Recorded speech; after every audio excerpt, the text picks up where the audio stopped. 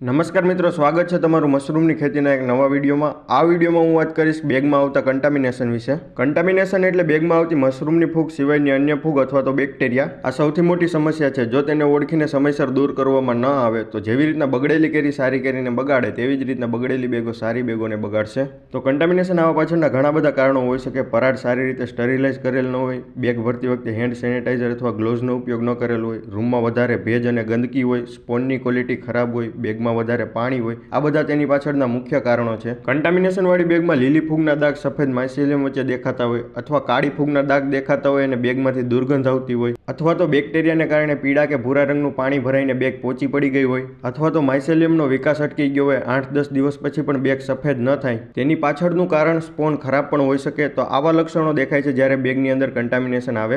આવી બેગો દેખાય ત્યારે તેને તરત જ રૂમ અંદરથી ખોલ્યા વગર કાઢી નાખવી, તેને ખાડો કરીને દાટી દેવી અથવા તો દૂર સૂર્યપ્રકાશમાં ફેંકી દેવી. બેગ દૂર કરી દીધા પછી રૂમની વ્યવસ્થિત સાફ સફાઈ જાળવવી અને 1-2 દિવસ હવાની વધુ અવરજવર થવા દેવી.